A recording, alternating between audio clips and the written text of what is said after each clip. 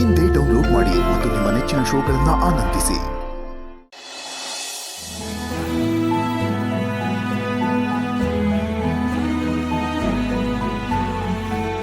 ಸಿದ್ದು ಅವರೇ, ಸಿದ್ದು ಅವರೇ. ಮೇಡಮ್ ಅವರೇ ಬಂದ್ರಾ? ಬನ್ನಿ ಬನ್ನಿ, ಕುತ್ಕೊಳ್ಳಿ ಕುತ್ಕೊಳ್ಳಿ. ನೀವೇನ್ ಮಾಡ್ತಿದ್ದೀರಾ? ಕೈಯಲ್ಲಿ ಸೌಂಡ್ ನೋಡಿದ್ರೆ ಗೊತ್ತಾಯ್ತಿಲ್ವಾ ಮೇಡಮ್ ಅವರೇ ಅಡುಗೆ ಮಾಡ್ತಿದ್ದೀನಿ ಅಂತ? ಅಲ್ಲ ಸಿದ್ದು ಅವರೇ, ನೀವ್ ಯಾಕೆ ಅಡ್ಗೆ ಮಾಡ್ತಿದ್ದೀರಾ? ಇದೇನ್ ಮೇಡಮ್ ಅವ್ರೆ ಹಿಂಗಂತಿದ್ದೀರಾ? ಹೆಣ್ಮಕ್ಳು ಎಷ್ಟೇ ಅಡುಗೆ ಮಾಡಿದ್ರು ನಳಪಾಕ ಅಂತ ಹೆಸರು ಬಂದಿರೋದು ಗಂಡಸರಿಂದ. ಅಷ್ಟಿಲ್ದೆ ಅಣ್ಣವ್ರ ಸಾಂಗ್ ಇಲ್ವೇ, ಭೀಮಸೆ ನನ್ನಳ ಮಹಾರಾಜರು ಗಂಡಸರಲ್ಲವೇ ಅಂತ? ಅದ್ ಸರಿ, ಆದ್ರೆ ನೀವ್ ಯಾಕೆ ಅಡ್ಗೆ ಮಾಡಕ್ ಹೋದ್ರಿ? ನಾನ್ ಬಂದ್ ಮಾಡ್ತಿದ್ದೆ ಅಲ್ವಾ? ಮೇಡಮ್ ಅವರೇ, ನಾನೇನ್ ಬೇರೆಯವ್ರ ಮನೇಲಿ ಕೆಲಸ ಮಾಡ್ತಿದ್ದೀನಾ? ನಮ್ಮ ಮನೇಲಿ ತಾನೇ ಕೆಲಸ ಮಾಡ್ತಿದ್ದೀನಿ. ಅದ್ರಲ್ಲಿ ಏನ್ ತಪ್ಪದೆ? ಈಗೇನು ತಗೊಳ್ಳಿ ಕಾಫಿ ಕೊಡಿ, ಕೂತ್ಕೊಳ್ಳಿ ಕೂತ್ಕೊಳ್ಳಿ.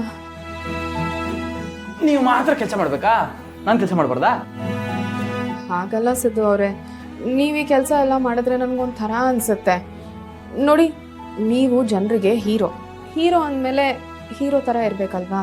ಮೇಡಮ್ ಅವರೇ, ನಾನು ಹೀರೋ ಅಂದಮೇಲೆ ನೀವು ಹೀರೋಯಿನ್ ಅಲ್ವಾ? ಈಗ ನೀವು ಹೊರಗಡೆ ಹೋಗಿ ಕೆಲಸ ಮಾಡ್ತೀರಾ, ನನಗೆ ಮಾಡೋಕ್ಕೆ ಏನಾಯ್ತು ಹೇಳಿ? ಅದಕ್ಕೆ ನಿಮಗೆ ಸಹಾಯ ಆಗಲಿ ಅಂತಲೇ ಮನೆಯನ್ನೆಲ್ಲ ಕ್ಲೀನ್ ಮಾಡಿದ್ದು. ಇದರಲ್ಲಿ ನನ್ನ ಹೆಂಡತಿಗೆ ಸಹಾಯ ಮಾಡಿದ್ನಲ್ಲ ಅಂತ ನನಗೂ ತೃಪ್ತಿ ಅದೇ. ಅದು ಅಲ್ಲದೆ ನಾಳೆಯಿಂದ ನಾನು ಕೆಲಸ ಹುಡುಕ್ತೀನಿ. ಇಬ್ಬರೂ ದುಡಿಯೋದ್ರಿಂದ ಸಂಸಾರಕ್ಕೆ ಸಹಾಯ ಆಗುತ್ತಲ್ವಾ? ಅಯ್ಯೋ ಕುಡೀರಿ ಮೇಡಮ್ ಅವರೇ. ಬೇಡ ಸಿದ್ದು ಅವ್ರೆ, ನೀವು ಯಾವ ಕೆಲ್ಸಕ್ಕೂ ಹೋಗಬೇಡಿ. ಯಾಕೆ ಮೇಡಮ್ ಅವರೇ? ಈಗ ನೀವು ಮತ್ತೆ ಯಾವುದೋ ಕೂಲಿ ಕೆಲ್ಸಕ್ಕೆ ಹೋಗಿ ಅದು ನಿಮ್ಮ ಅಪ್ಪ ಗೊತ್ತಾಗಿ ದೊಡ್ಡ ಸಮಸ್ಯೆ ಆಗುತ್ತೆ. ಅದಕ್ಕೆ ಹೇಳ್ತಿದ್ದೀನಿ. ಆದರೆ ನಿಮಗೆ ನಿಜವಾಗ್ಲೂ ಕೆಲ್ಸಕ್ಕೆ ಹೋಗಲೇಬೇಕು ಅಂತ ಅನ್ಸಿದ್ರೆ ನನಗೆ ಪರಿಚಯದವ್ರು ಒಬ್ರಿದ್ದಾರೆ, ಅವ್ರನ್ನ ಕೇಳ್ಬಿಟ್ಟು ಹೇಳ್ತೀನಿ. ಮೇಡಮ್ ಅವರೇ, ಈ ಊರಲ್ಲಿ ನನಗೆ ಎಲ್ಲೇ ಹೋದ್ರೂ ಕೆಲಸ ಸಿಗೋಕ್ಕಿಲ್ಲ ಮೇಡಮ್ ಅವರೇ. ನಾನು ಎಲ್ಲಾದ್ರೂ ಹೋದ್ರೂ ಸಿದ್ದೇಗೌಡರು ಬಂದರು ಅಂತ ಸಲಾಮ್ ಹೊಡಿತಾರೆ ಹೊರತು ಕೆಲಸ ಕೇಳಿದ್ರೆ ನಗ್ತಾರೆ. ಅದಕ್ಕೆ ಅಲ್ವೇ ಹೋದ್ಸಲ ಬೇರೆ ಊರಿಗೆ ಹೋಗಿ ಕೂಲಿ ಕೆಲಸ ಮಾಡಿದ್ದು. ಅದರಲ್ಲೂ ಕೂಲಿ ಕೆಲಸ ಮಾಡೋದ್ರಲ್ಲೂ ಏನು ತಪ್ಪದೆ ಹೇಳಿ ಮೇಡಮ್ ಅವರೇ? ಎಲ್ಲರೂ ಒಂದಲ್ಲ ಒಂದು ರೀತಿಲಿ ಕೂಲಿಯವರೇ ಅಲ್ವೇ? ಹಾಗಲ್ಲ ಸಿದ್ದು ಅವರೇ, ನೋಡಿ, ನಾನು ಯಾವ ಕೆಲಸ ಹೇಳ್ತೀನೋ ನೀವು ಅದಕ್ಕೆ ಹೋಗಬೇಕು. ಸರಿ ಬಿಡಿ ಮೇಡಮ್ ಅವರೇ, ಈಗ ಎದ್ದೋಗ್ಬಿಟ್ಟು ಮೊದಲು ಕೈಕಾಲು ಮುಖ ತೊಳ್ಕೊಂಬನ್ನಿ, ಬಿಸಿ ಬಿಸಿ ಅಡುಗೆ ಆಗುತ್ತೆ ತಿನ್ನೋರಂತ. ಇದು ಯಾಕೆ ಮೇಡಮ್ ಅವರೇ ನಗ್ತಿದ್ದೀರಾ? ನನಗೆ ಬರೀ ತಿನ್ನಕ್ಕೆ ಬರುತ್ತೆ, ಅಡುಗೆ ಮಾಡೋಕ್ಕೆ ಬರಲ್ಲ ಅಂತನಾ? ಹಾಗೆಲ್ಲ ಏನಿಲ್ಲ. ನಂಗೆ ಅರ್ಥ ಆಯ್ತು ಬಿಡಿ ಮೇಡಮ್ ಅವರೇ. ನೋಡಿ, ಅಡುಗೆ ಮಾಡೋಕ್ಕೆ ಬರದೇ ಇದ್ರೆ ಏನಂತೆ, ಅಡುಗೆ ಮಾಡೋದು ಹೆಂಗೆ ಅಂತ ನೋಡ್ಕೊಂಡು ಮಾಡೋದಕ್ಕೆ ಬೇಜಾನ ಅವಕಾಶಗಳಿದೆ. ಈಗಲೂ ಹಂಗೆ ನಾನು ಮಾಡಿರೋದು. ಅವ್ರು ಹೆಂಗೆ ಹೇಳೋರೋ ಹಂಗಂಗೆ ಮಾಡಿದ್ದೀನಿ. ಉಪ್ಪು ಹುಳಿ ಖಾರ ಎಲ್ಲ ಹಾಕಿದ್ದೀನಿ. ರುಚಿ ಆ ಕಡೆ ಈ ಕಡೆ ಆದರೆ ಬೇಜಾರು ಮಾಡ್ಕೋಬೇಡಿ, ಹೋಗ್ತಾ ಹೋಗ್ತಾ ಕಲ್ತ್ಕೊತೀನಿ. ಎದೋಗಿ ಯಾಕೆ ಮೇಡಮ್ ಅವರೇ, ನಾನೇನೋ ತಪ್ಪಾಗಿ ಹೇಳಿದ್ನಾ? ಇಲ್ಲ ಸಿದ್ದು ಅವರೇ, ಆದರೆ ಇವತ್ತು ನನ್ನಿಂದ ನಿಮ್ಗೆ ಇಂಥ ಪರಿಸ್ಥಿತಿ ಬಂತಲ್ಲ ಅಂತ ಬೇಜಾರಾಗ್ತಿದೆ. ರಾಜರ ಥರ ಇದ್ದವ್ರು ನೀವು ಈಗ ಸೌಟ್ ಹಿಡ್ಕೊಂಡು ಅಡುಗೆ ಮಾಡಿಕೊಂಡು ಮನೆಯೆಲ್ಲ ಕ್ಲೀನ್ ಮಾಡ್ತಿದ್ದೀರಾ. ಇದನ್ನು ನೋಡ್ತಿದ್ರೆ ನನಗೆ ಎಷ್ಟು ನೋವಾಗುತ್ತೆ ಗೊತ್ತಾ? ಹಂಗೆ ಯಾಕೆ ಅನ್ಕೋತೀರ ಮೇಡಮ್ ಅವರೇ? ನನಗೆ ಜವಾಬ್ದಾರಿ ಬಂದೈತೆ ಅಂತ ಖುಷಿ ಪಡಿ. ಮುಂಚೆ ಎಲ್ಲ ಊಟ ಮಾಡಬೇಕಾದ್ರೆ ರುಚಿ ಅಂದರೂ ಚೆನ್ನಾಗಿಲ್ಲ ಅಂದರೆ ಕೋಪ ಮಾಡ್ಕೊತಿದ್ದೆ, ಬೈತಿದ್ದೆ. ಆದರೆ ಇವತ್ತು ಅಡುಗೆ ಮಾಡಿದಾಗಲೇ ಗೊತ್ತಾಗಿದ್ದು ಅದನ್ನು ಮಾಡೋದು ಅದೆಷ್ಟು ಕಷ್ಟ ಅಂತ. ಸ್ವಲ್ಪ ಹೆಚ್ಚು ಕಡಿಮೆ ಆದರೆ ರುಚಿನೇ ಹಾಳಾಗ್ಬಿಡುತ್ತೆ. ಈ ಸಂಸಾರದಲ್ಲೂ ಹಂಗೆ ಸ್ವಲ್ಪ ಏರುಪೇರಾದರೆ ಸಂಬಂಧಗಳೇ ಹಾಳಾಗುತ್ತೆ. ಅದಕ್ಕೆ ಎಲ್ಲನೂ ಸರಿಸಮವಾಗಿರಬೇಕು ಅನ್ನೋದು. ಇದನ್ನೆಲ್ಲ ಕಲ್ತಿದ್ದು ನಾನು ನಿಮ್ಮಿಂದನೇ. ನೀವೇ ನನ್ನ ಮಹಾಗುರುಗಳು. ನೋಡಿ, ಕಷ್ಟನೇ ಆಗಲಿ ಸುಖನೇ ಆಗಲಿ ಇಬ್ಬರು ಹಂಚ್ಕೊಂಡೋದಾಗಲೇ ಸಂಸಾರ ಅನ್ನೋದು ಸರಾಗವಾಗಿ ಸಾಗುತ್ತೆ ಅನ್ನೋದು ನನಗೆ ಅರ್ಥ ಆಗಿದೆ ಮೇಡಮ್ ಅವರೇ. ಇನ್ನು ಮುಂದೆ ನೀವು ಹೆಂಗೆ ಹೇಳ್ತಿರೋ ಹಂಗೆ ಕೇಳ್ಕೊಂಡಿರ್ತೀನಿ. ಆಗ ನಿಮ್ಮನ್ನ ಅಮ್ಮವ್ರ ಗಂಡ ಅಂತ ಕರೀತಾರೆ. ವಾ, ನಾನು ಅಮ್ಮವ್ರ ಗಂಡ ಅಲ್ಲ, ನಮ್ಮ ಮೇಡಮ್ ಅವ್ರ ಗಂಡ.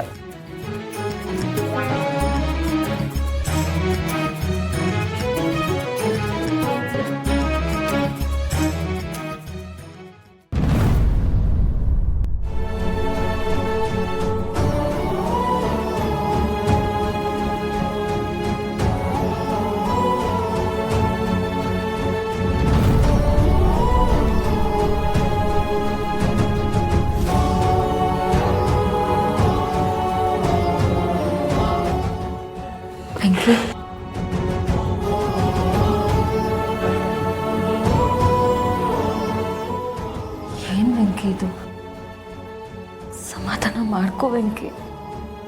ನಮಗೆ ಎಷ್ಟು ಬೇಜಾರಾಗ್ತೈತೆ ಅಂದರೆ ಇನ್ನು ಪಾಪ ಜಯಂತ್ ಅವರು ಅವ್ರಿಗಿನ್ನಷ್ಟು ಬೇಜಾರಾಗಿರೋಕ್ಕಿಲ್ಲ. ಜಾನೂರ್ನ ಜಯಂತ್ ಅವರು ತುಂಬ ಪ್ರೀತಿ ಮಾಡ್ತಿದ್ರು, ಈಗಲೂ ಅಷ್ಟೇ. ಜಾನ್ವಿ ಅವ್ರು ಜೀವಂತವಾಗಿಲ್ಲ ಅಂದರು, ಅವ್ರ ಪ್ರೀತಿ ಮಾತ್ರ ಇಷ್ಟು ಕಮ್ಮಿ ಆಗಿಲ್ಲ.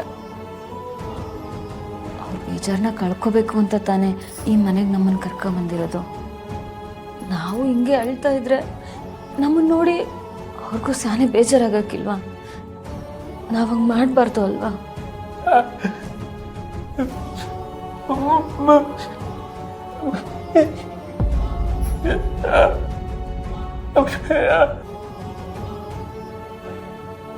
ಇಲ್ಲಿ ನೋಡು, ನನ್ಗೆ ಅರ್ಥ ಆಯ್ತದೆ ನೀನು ಜಾನೂರ್ನ ಎಷ್ಟು ಹಚ್ಕೊಂಡಿದ್ದೆ ಅಂತ. ಸಮಾಧಾನ ಮಾಡ್ಕೊ.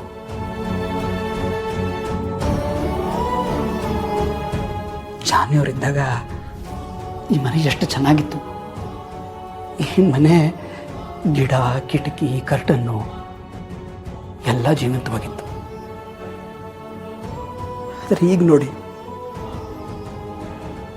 ಅವರಿಲ್ಲದೆ ನನಗೆ ಜೀವ ಇಲ್ವೇನೋ ಅಂತ ಅನ್ನಿಸ್ತಾ ಇದೆ. ನನ್ನ ಚಿನ್ನಿ ಮರಿ ಜೊತೆ ಜೀವನ ಮಾಡುವಷ್ಟು ಯೋಗ ನನಗಿರಲಿಲ್ಲ ಅನ್ಸುತ್ತೆ. ಅಂತ ನನ್ನ ದೃಷ್ಟ ಆಗ್ಬಿಟ್ಟಲ್ಲ ನಾನು.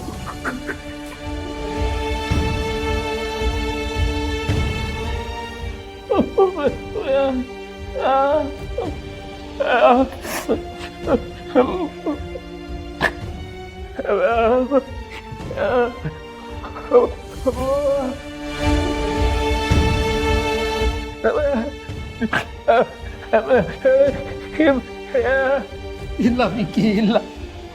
ಅವ್ರ ಜೊತೆ ಜೀವನ ಮಾಡೋಕ್ಕಾಗದಿರೋ ಪಾಪಿ ನಾನು, ಪಾಪಿ ಪಾಪಿ ನಾನು. ಅಯ್ಯೋ ಅಣ್ಣ, ಹಂಗೆಲ್ಲ ಹೇಳ್ಬೇಡಿ. ಎಲ್ಲೋ ಇದ್ದಿದ್ದಿಬ್ರು ಮದುವೆ ಆಗಬೇಕು ಅಂದರೆ ಅದಕ್ಕೆ ಋಣ ಇರಬೇಕು ಅಂತಾರೆ. ಅದೇ ಇಬ್ಬರು ಕೊನೆವರೆಗೂ ಖುಷಿಯಾಗಿ ಜೀವನ ಮಾಡಬೇಕು ಅಂದರೂ ಋಣ ಇರಬೇಕಲ್ವೇ? ಅದೆಲ್ಲ ದೇವ್ರ ಇಚ್ಛೆ. ನಮ್ಮ ಕೈಲಿ ಏನಿರ್ತದೆ ಹೇಳಿ? ಅಯ್ಯೋ ದೇವ್ರೆ, ಹೇಗಪ್ಪ ಈ ವಿಷಯ ಇವ್ರ ಮುಂದೆ ಹೇಳೋದು? ಇವನು ನೋಡಿದ್ರೆ ಯಾವಾಗಲೂ ಅವ್ರ ಜೊತೆನೇ ಇರ್ತಾನೆ.